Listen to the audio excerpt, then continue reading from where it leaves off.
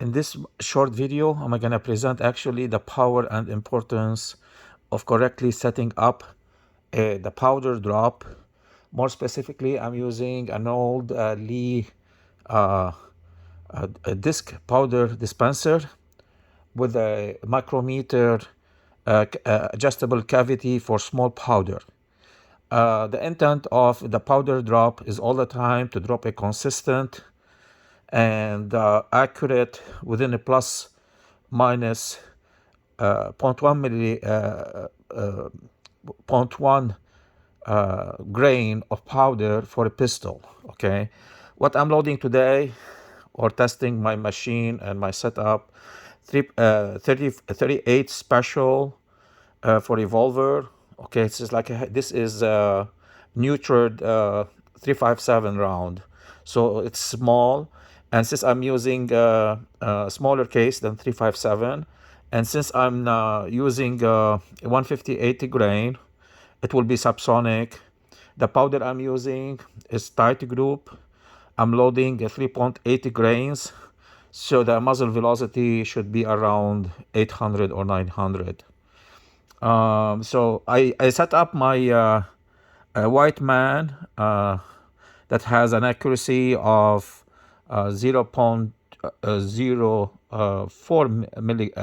0.04 grain, plus minus 0.02 grain actually, plus minus. So which is doing excellent.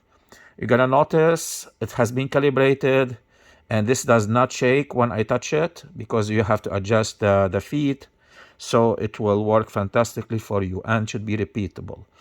I zeroed using the steel pan here, the aluminum pan, so it won't be very close to zero. Rather, it will be somewhere more away from the natural zero of the scale.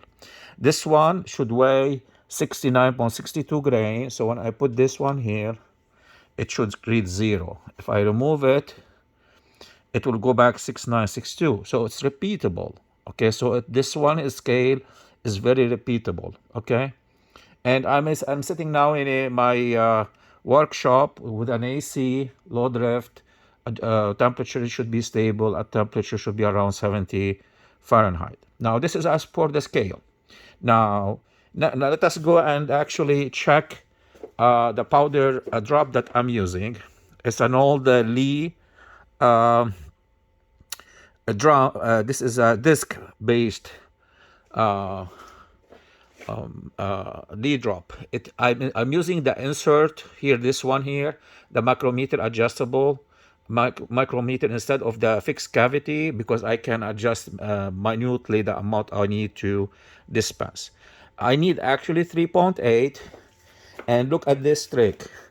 If you lift the plate, the carry plate to this height using a block like this one, notice what you can do. You can rotate without changing the indexing, okay? Because the indexing rod is not moving when it's so high. So this is a trick if you would like to adjust it rather than fiddling with those plastic stops for the case or holders. You can do this one, okay? So if you put a block like this, you can raise it, lower it, but you still can adjust the plate left and right and shuttle the case, whatever you would like to do, without hurting anything. Okay, so let us actually raise this one here. For clarity, I removed the tubes because I'm not using them right now. I drop the 38 special case here, and you see, because it's not going forward all the way, I will put it by hand, because this won't push it forward, okay? Because it's not indexing and timing. So I turn it to this station number 2, where there is the powder drop. I added also the riser, and this riser actually will make it much easier when you are priming or whatever you are doing, so it does not hit the powder charge. So we're gonna put it up, and this should drop the powder charge. The way you need to make sure the powder charge is working perfectly is, you see the edge here of the rear edge should be just barely after this edge, okay? The cavity that will drop should be coming to this edge. And that means whatever powder that you already collected from the cavity has been pushed all the way and will drop it, okay? So let us drop the ram, and since it's stopped like this, we can turn it backward. Nothing will happen, no damage whatsoever.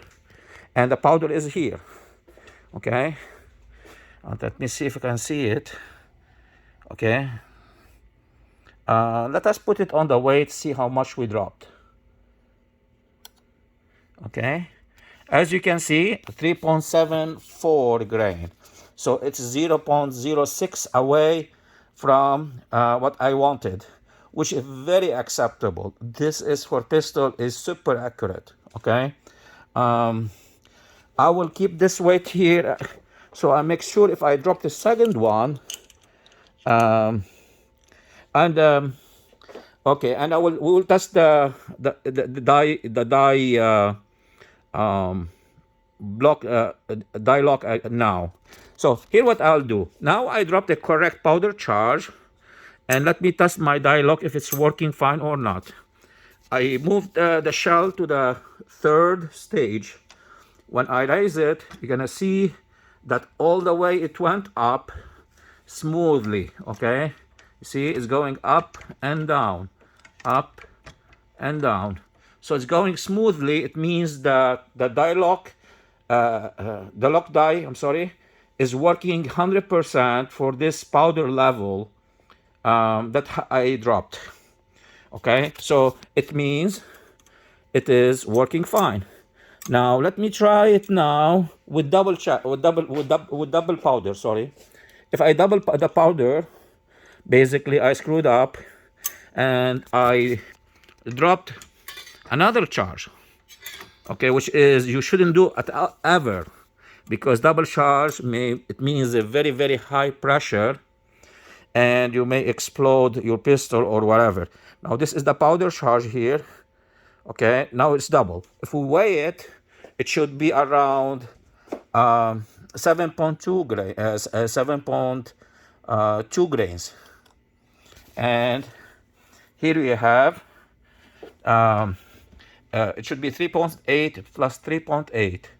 Okay, that will be 7.6. And what I read here is 7.4, which is very close to 7.6, the target weight. So it dropped the second powder charge, which is what it should be.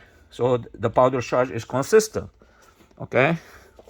Now, if I put this one here, and I went actually to check if the die lock will work as expected and will lock the die. The lock die will lock my machine. And as you see, it does not go, okay? It's not going smoothly. It will hit, making sure that this does not go all the way indexing, okay? So this means when it hits like this, it means that I have a problem, which is double charge. Okay, so now since we know that the powder drop is working fine, let us check if I have empty case, and if it will lock again for empty and overcharge. So we're gonna drop this here and come here. I'm trying to test now an empty case and see if my powder check die lock will lock it again with the empty case. See here, this means that I don't see the white ring. It means this is an empty case and does not have any powder, and you see it is locking the machine, the press. And if I saw the white one, it means it is double charge. If I don't see the white ones, mean is empty. Okay, so this lock will detect empty case, which could mean is a squib, and that could explode the pistol, or double charge, which also could be high pressure and explode your pistol too, or revolver in that case. And if it is the correct charge, it will work fine. Okay, And so just to make a final test, I'm gonna put this back to the first stage here. Okay, we're gonna remove the block. We're gonna remove the block a bit. I'm sorry, I'm doing three things at the same time. Okay, we're gonna remove the block here, and this will now go to stage number one.